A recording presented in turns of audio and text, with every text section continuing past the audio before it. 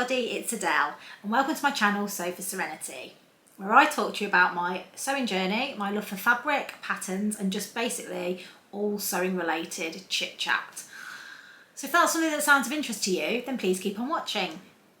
So welcome back to my regular viewers, and if you're new here, I hope you like what you see and consider subscribing. So I am here in my not really organised quite yet sewing room and filming my first ever vlog in the sewing room, so please bear with the mess, but we're not quite there yet. So today's vlog is a pattern review and also a collaboration with the lovely Anna from You Got Me in Stitches. Myself and Anna started chatting a while back. Anna's been a vlogger for a lot longer than I have, and is just such a wonderful lady. I cannot praise her enough. She's been so friendly and welcoming to me since I came into the vlogging community.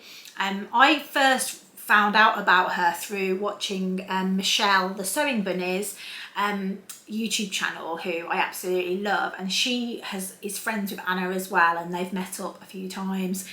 And Anna sends Michelle lovely gifts that she makes, and I just thought, what a lovely person and what a thoughtful lovely person. And then Anna started commenting on my vlogs, and we just hit it off, and we've had a couple of Zoom catch-ups to talk about sewing, and I think we just hit it off. I think we kind of not only have an interest in sewing, which obviously we could talk about forever, but we also have kind of other interests outside of sewing, and similar values and similar interests and similar points of view, I suppose. But yeah, we get on really well, and yeah, she's just such a lovely lady, and I'm so glad that I've made friends with her, and yeah, she's great. So hi Anna, if you're watching. So yeah, one of the conversations we had was when I purchased this fabric, which is here, this elephant print viscose linen from Guthrie Ghani. I did a fabric store tour, and in my vlog talked about purchasing this fabric, and Anna reached out and said that straight away she wanted to get some, but they'd sold out. And I said to her, well, why don't you just ring up the store and they might be getting some more back in stock. And luckily for her, they actually had some left on the bolt. 1.7 meters she ended up getting. So yeah, we were chatting about that, and then we had this idea, why don't we do one fabric two ways as a bit of a interesting vlog for you guys. So this has been in the kind of pipeline for a while, because we had to find the right pattern and fit it in with all the other challenges, but we basically kept it a surprise from each other. We discussed it a little bit, but we knew that we were going to probably do dresses, but yeah, and now we've actually finished our garments. We wanted to reveal them to you, so Anna will have her own YouTube vlog that she will be uploading as well, and I'll link to her channel down below, and once her vlog's up I'll put a link to her card as well. And I will also, she sent me photographs of her wonderful garment she's made, and I've sent her photos, which I'll show you later. So yes, that's what we're planning on doing. So I'm going to talk you through the process that I went through to decide on a pattern, and B, my review of that pattern and how I found working with viscose linen, because I'd never worked with viscose linen before. And yeah, hopefully you'll find it of interest, and obviously I'll reveal the dress afterwards as well. So if that sounds interesting to you, keep on watching. So I purchased 3 meters of this fabric because I was very conscious that I didn't want to interrupt the design on here. And if I just show you you can see that there's large elephants all over this fabric, so it was very important whatever pattern I decided on, I kept the design intact as much as possible. So I didn't want too many seams, didn't want too many folds, etc. So that narrowed down the kind of pattern that I could go for. And I wanted something quite formal, because I wanted to wear it for my hen party. So yeah, that was kind of what was important to me. So I did toy with quite a few different patterns.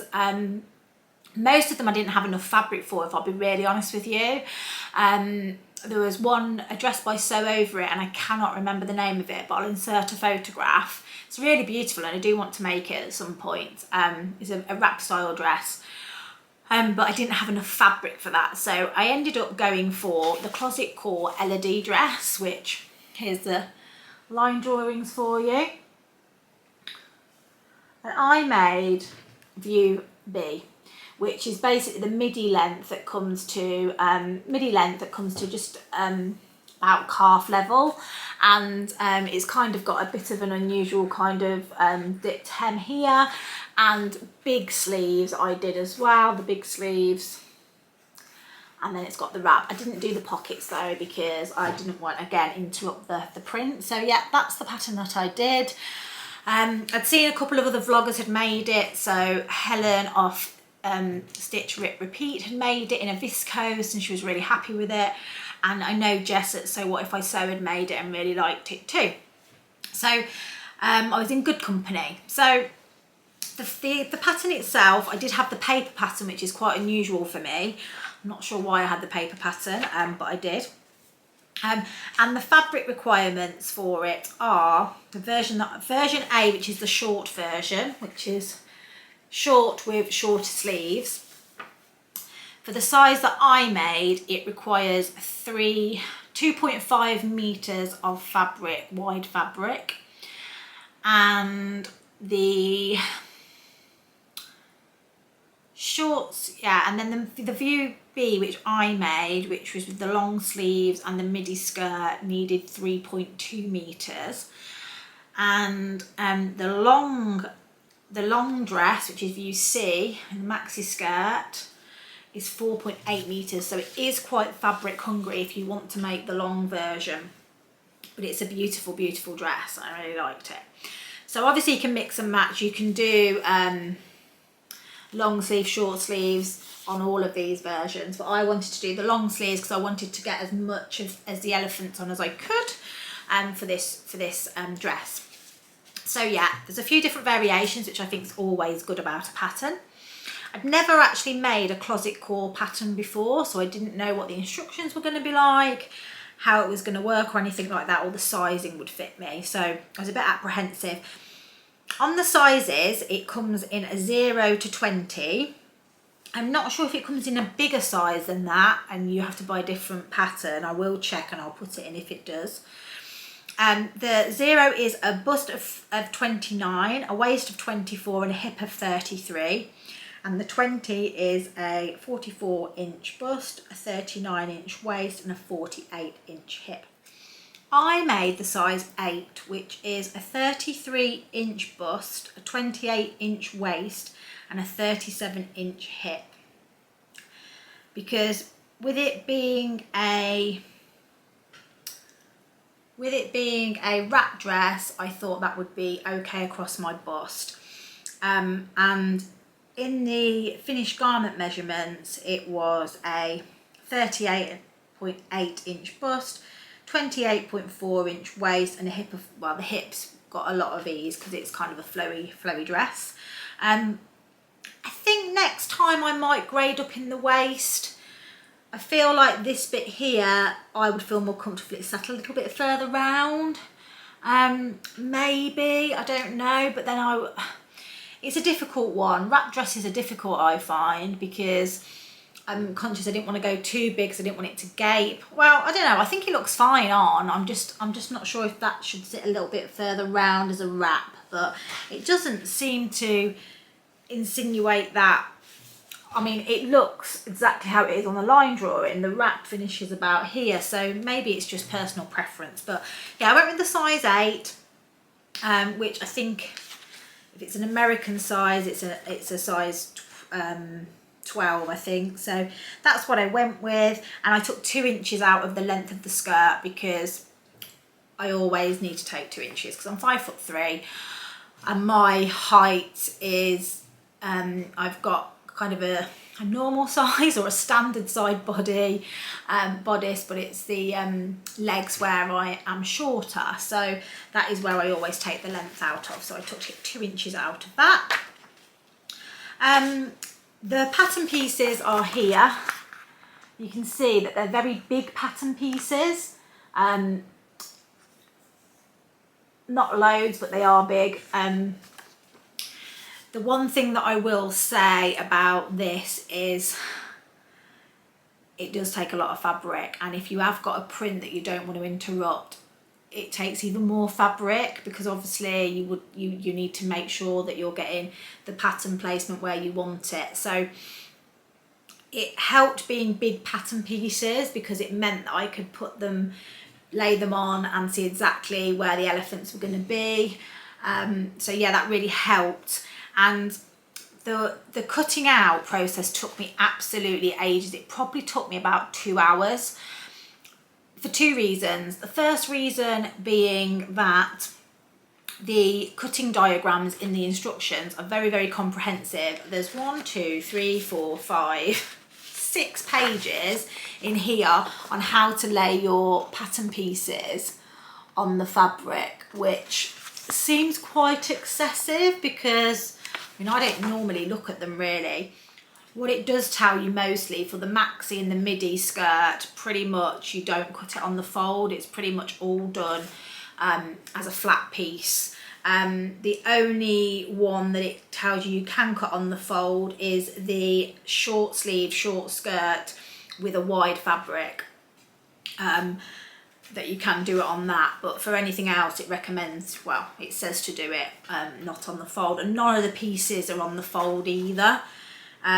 So even when you're doing it on the fold, you're not actually using the fold at all. They are separate pieces, so 2 arms, 2 skirt pieces, or 4 skirt pieces. Yeah, so it takes a lot of time, and because I wanted to make sure I got the pattern placement right, I did do it not on the fold anyway. So yeah, you know, it was all about making sure that with the pattern placement that I could get everything on as well. So yeah, I was really pleased with how it's turned out. I got like an elephant here on the arm. I kind of have got an elephant boob, but I'm okay with that. And then yeah, I've got the elephants all going around the skirt, which I'm really, really happy with. And the skirt comes in it's in 4 pieces. So I was able to get good chunks of the elephants on, and I didn't realise it was in 4 chunks when I chose the pattern. So I was a bit worried that it wouldn't turn out right, but it turns out fine. So that was really good. So yeah, that was the longest bit for me, cutting the fabric out and making sure that was right. So yeah, I was really, really happy with it, and I was happy with all the placements of the elephants in the end. In respect to finishings inside, it tells you just to finish it how you want to finish it. So you can do French seams, or you can do just overlocker. I did overlocker. Because a lot of these pieces are cut on the bias, you've got here and here. And you've also got obviously bias cut for the skirt pieces like that. It does tell you to stitch all the way round. The first thing is to stay stitch all the way round the skirt pieces and the neckline of the bodice, which was fine. And yeah, you join at the back. There's a line here, which I suppose I could have pattern matched, but you can't really tell. If you really wanted to be pedantic, I suppose you could pattern match, but again, that would have added to the amount of fabric that I would have needed. So yeah, I wasn't going to do that. As far as the instruction goes on these patterns, the instructions are fairly good, but the one thing that I didn't like about the instructions were, I don't like that they're not numbered. It's a bit messy, I think. Obviously, once you get used to it, you know that you go down one side, then down the next. So it's basically read down there and then read down there. But I suppose, you know, we read across, don't we? So initially it's a bit all over the place. And I just think, why not just put numbers for instructions? It seemed quite silly having it laid out like that. I think it's aesthetically pleasing the way they've done it, but let's face it, we just want to know how to make the item. We're not really bothered about whether it's a bullet point or a number. The illustrations are really, really good. There were a couple of bits that scratched my head a little bit over, but I did find a really good YouTube sew along that I will put the notes in. I'll put a link to the card up here, and the couple of bits that I got a little bit stuck on, which was just really about around the waistband and how it attaches, that was the only bit that I got a little bit stuck on, but this tutorial really helped. So I will link that, and I recommend you look at it because it really helped me with it. It's a very straightforward sew until you get to the waistband. That was a little bit more complicated, but a really nice techniques on how to do it. And yeah, I was really happy with it, and I actually enjoyed the sewing process. The only thing I didn't like doing is hemming, but I never like hemming, so yeah. And the neckline has got a facing, which is understitched here. I think what I'm going to do is I'm going to add, and I do this, I've said I'm going to do this on my pearl as well. I think I'm going to add a little popper there just for modesty, because although it fits me, I'm constantly checking that I'm not gaping open. So I think I would like to just put a little popper button there, just for modesty, I think. Yeah, that's what I'm going to do. That's the only suggestion I would make to this pattern, really. So yeah, as I say, the only little bit I got stuck on was the waistband, but I watched the tutorial and that really helped.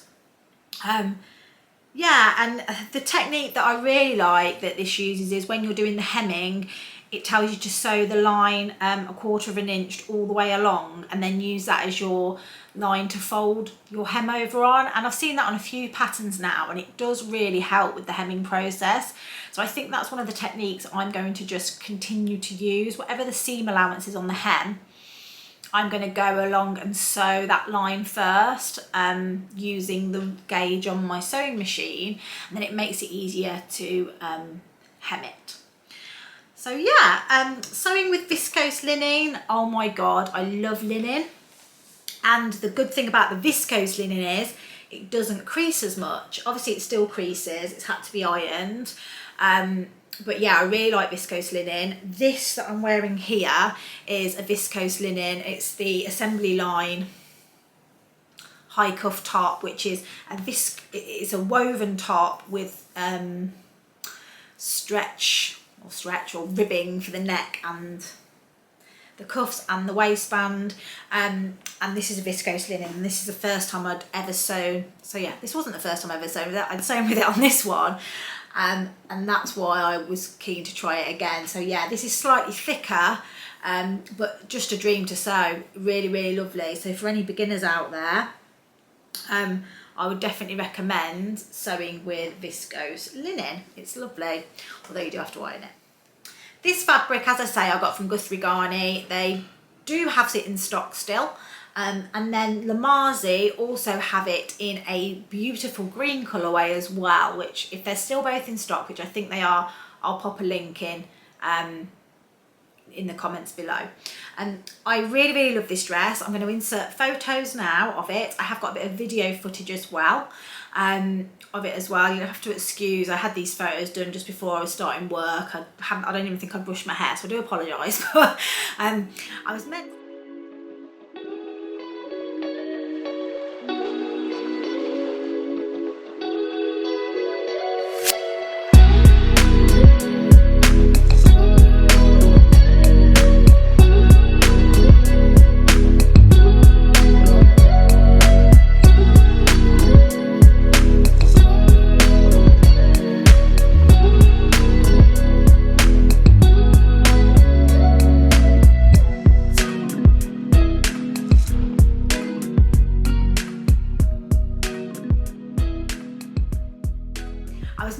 away on my hen do, which I went on last weekend, but unfortunately the weather turned and it was a bit too cold to wear it. But I have got an afternoon tea that I'm going to on the 29th of April, which is kind of a hen party celebration with all my friends and family that couldn't come on my actual away hen party. So I'm definitely going to wear this because I think it's an afternoon tea or a meal or something like that, so this will be perfect for that.